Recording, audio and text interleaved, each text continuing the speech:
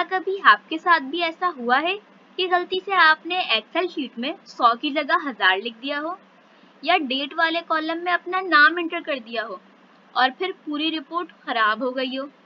अगर हाँ, तो आज का लेसन आपके लिए बहुत इम्पोर्टेंट होने वाला है, क्योंकि आज हम एक्सेल के एक ऐसे फीचर को सीखेंगे जो गलत डेटा को एंटर होने से पहले ही रोक देता है। इस फीचर का नाम है डेटा वैलिडेशन। तो चलिए शुरू करते हैं। अस्सलाम वालेकुम everyone, welcome back to skill नुमा बाय हमना। अगर आपने प्रीवियस लेसन नहीं देखा तो उसका लिंक मैंने डिस्क्रिप्शन में मेंशन कर दिया है, क्योंकि हर लेसन एक दूसरे से कनेक्टेड है। तो प्रीवियस लेसन जरूर देख लीजिए। आज हम डेटा वैलिडेशन को स्टेप बाय स्टेप और प्रैक्टिकल एग्जाम्पल के साथ सीखेंगे। तो चलिए बिना किसी डिले के शुरू करते हैं।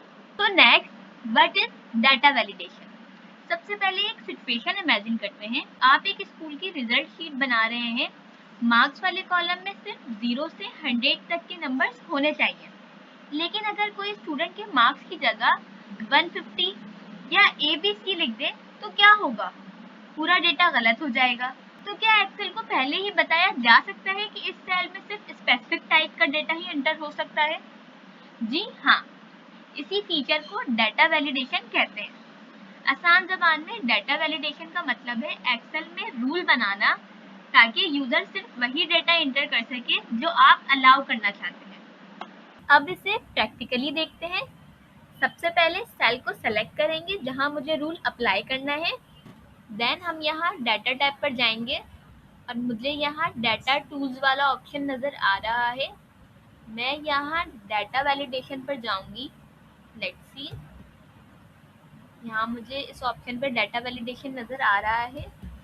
मैं जैसे ही डेटा वैलिडेशन पर क्लिक करूंगी, एक डायलॉग बॉक्स ओपन हो जाएगा। इसी टैब से हम अलग अलग रूल्स बनाएंगे। अब सबसे पहला ऑप्शन हमारे पास यहाँ नज़र आ रहा है होल नंबर।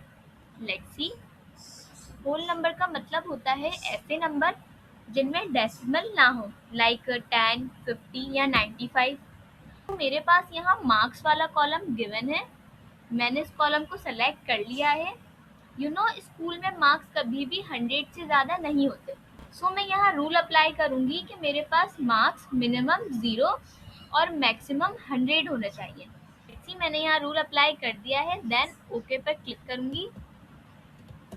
अब मैं यहाँ देख सकती हूँ, मैं जस्ट लाइक यहाँ मार्क्स एंटर करूँगी। लेट्स सी 45, तो यहाँ मार्क्स एंटर हो जाएंगे। लेकिन अगर मैं 100 से ज़्यादा वाले मार्क्स एंटर करूँगी, लेट्स सी 105, तो मेरे पास ये एंटर नहीं होगा बल्कि ये एरर शो करेगा। लेट्स सी, हमने पहले ही एक्सेल को डाटा दे दिया है कि इस सेल में सिर्फ 0 से 100 तक के मार्क्स ही एंटर हो सकते हैं। तो नेक्स्ट ऑप्शन है हमारे पास डेसिमल। मुझे यहाँ स्टूडेंट के मार्क्स की परसेंटेज कैलकुलेट करनी है, और हम जानते हैं कि परसेंटेज हमारे पास डेसिमल वैल्यूज़ में भी होती है, मीन्स पॉइंट वाली वैल्यूज़ भी होती हैं। सो हम परसेंटेज निकालने के लिए डेसिमल को सेलेक्ट करेंगे, क्योंकि जो होल नंबर होते हैं हमारे पास वो नंबर्स के लिए होते हैं, बट पॉइंट वाली वैल्यूज़ के लिए हम क्या यूज़ करते हैं? डेसिमल। एंड देन मैं यहाँ रेंज दे दूंगी। मिनिमम परसेंटेज की रेंज क्या दूंगी? 25.5 एंड देन मैक्सिमम 99.75, क्योंकि हम जानते हैं कि स्टूडेंट के जो मार्क्स होते हैं और स्टूडेंट की जो परसेंटेज होती है वो 100 से ज़्यादा नहीं होती। सो लेट्स सी, मैंने यहाँ पे ये रूल अप्लाई कर दिया है। देन ओके पे क्लिक करूँगी। अब आप देख सकते हैं कि मैं यहाँ परसेंटेज एंटर करती हूँ, लाइक फॉर एग्जांपल 65.5, तो ये एंटर हो गया है। बट अगर मैं यहाँ पे परसेंटेज एंटर करती हूँ 100.5, सो लेट्स सी, हमारे पास यहाँ एरर शो हो रहा है, क्योंकि हमने यहाँ पे रूल अप्लाई कर दिया था कि हमारी परसेंटेज 99.75 से ज़्यादा नहीं होगी। और अगर मैं यहाँ पे एंटर करती हूँ 24.75, सो देखिए हमारे पास यहाँ पे भी एरर शो हो रहा है, क्योंकि मैंने परसेंटेज मिनिमम वैल्यू क्या एंटर की थी? 25.5 की। आते हैं डेटा वैलिडेशन के सबसे पॉपुलर और इम्पॉर्टेंट फीचर की तरफ, drop down list. Let's see, हमारे पास नेक्स्ट ऑप्शन है लिस्ट। मान लीजिए कि आप स्टूडेंट रजिस्ट्रेशन फॉर्म बना रहे हैं और हमारे पास उसमें जेंडर वाला कॉलम गिवन है। यहाँ रूल अप्लाई करना है कि हम अपने कॉलम में सिर्फ मेल और फीमेल ही इंटर कर सकते हैं। अगर यूजर अपनी मर्जी से लिखेगा तो वो स्पेलिंग मिस्टेक भी करेगा या शॉर्ट फॉर्म में लिख देगा, इससे डेटा हमारा मैसी लगेगा। सो इस प्रॉब्लम को सॉल्व करने के लिए हमारे पास है ड्रॉप डाउन लिस्ट। सिंपल, मैं यहाँ लिस्ट को सेलेक्ट करूंगी, सोर्स वाले कॉलम में मेल कॉमा फीमेल टाइप कर दूंगी, देन मैं ओके पे क्लिक करूंगी। सो मेरे पास यहाँ रूल अप्लाई कर दिया है। सिंपल मैं इस पे क्लिक करूंगी और मेरे पास ये दो ऑप्शन नजर आ रहा है, मींस कि मैं जेंडर वाले कॉलम में इन दोनों ऑप्शंस के अलावा कुछ और टाइप नहीं कर सकती। लेट्स सी, मैं इसे एक दफा चेक भी कर लेती हूँ। मैं फीमेल की स्पेलिंग गलत लिखती हूँ। लेट्स सी,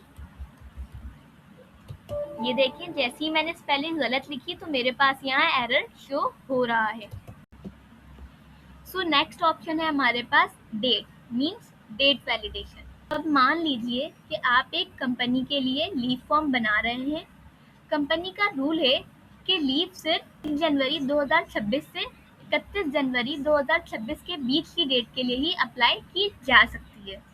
अगर कोई एम्प्लॉय 2025 या 2027 की डेट लिख दे तो वह एक्सेप्ट नहीं होनी चाहिए। इसी प्रॉब्लम को सॉल्व करने के लिए हम डेट वैलिडेशन यूज करते हैं। चलिए इसे प्रैक्टिकली अप्लाई करते हैं। सबसे पहले हम डेट वाले सेल को सेलेक्ट करेंगे।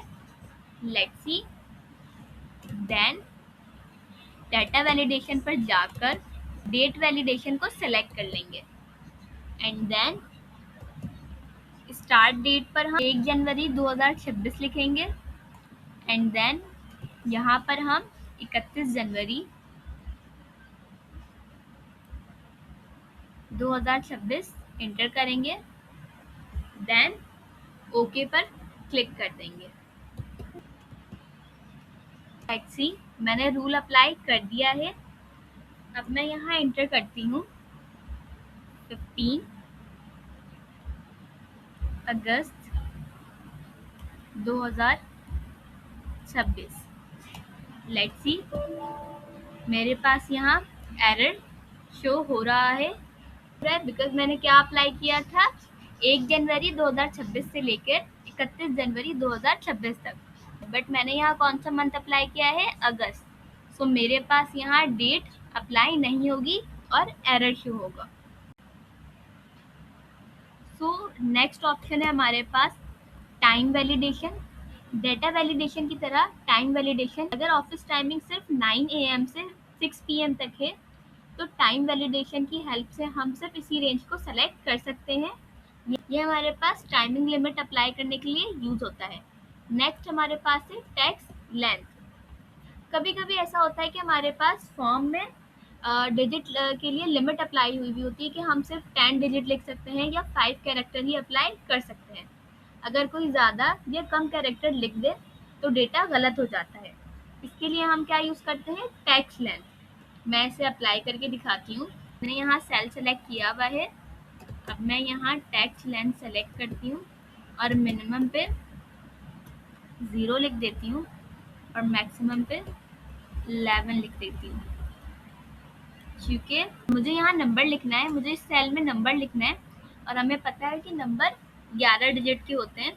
सो मैंने यहाँ पे 11 डिजिट की अब लिमिट अप्लाई कर दी है। अब लेट्स सी, मैं यहाँ नंबर लिखती हूँ। सो लेट्स सी, मेरे पास यहाँ लिमिट अप्लाई हुई भी है। सो मैं यहाँ नंबर एंटर करती हूँ एंड लेट्स सी, मेरे पास ये नंबर एक्सेप्ट नहीं हो रहा है, एरर शो हो रहा है, क्योंकि मैंने यहाँ पे कितनी लिमिट अप्लाई की थी, 11 डिजिट की, और मैंने यहाँ पे 11 डिजिट से कम नंबर डाले हैं तो मेरे पास ये एक्सेप्ट नहीं हो रहा है। मैंने एक्सेल को पहले ही बता दिया था कि सिर्फ 2026 के अंदर की डेट ही अलाउ होगी, इसी वजह से एक्सेल ने गलत डेट को अप्लाई नहीं किया। मेरी तरफ से आपके लिए एक चैलेंज है, आप एक स्टूडेंट रजिस्ट्रेशन फॉर्म बनाएं। जेंडर के लिए लिस्ट वाले कॉलम सेलेक्ट करें, एज के लिए 80 से 30 तक के नंबर्स अलाउ कीजिए और मोबाइल नंबर के लिए 11 डिजिट की लिमिट अलाउ करें। चैलेंज कंप्लीट हो जाए तो कमेंट में डन ज़रूर लिखिएगा। बस आज के लेसन में इतना ही। उम्मीद है आपको डेटा वैलिडेशन अच्छी तरह से समझ आ गई होगी। अगर कोई भी क्वेश्चन या प्रॉब्लम हो तो कमेंट में ज़रूर पूछें। एक्सेल बेसिक कोर्स अब बस कंप्लीट होने वाला है। ने अभी तक चैनल स्किल नुआ बाय हमना को सब्सक्राइब नहीं करा तो सब्सक्राइब कर लें और बेल आइकन ज़रूर प्रेस करें और लाइक करना ना भूलें। कमेंट में ज़रूर बताएं कि आज के लेसन में आपको सबसे यूज़फुल फीचर कौन सा लगा। वीडियो हेल्पफुल लगी तो लाइक ज़रूर करें, इसे अपने दोस्तों के साथ शेयर करें। मिलते हैं नेक्स्ट लेसन में। अल्लाह हाफिज़।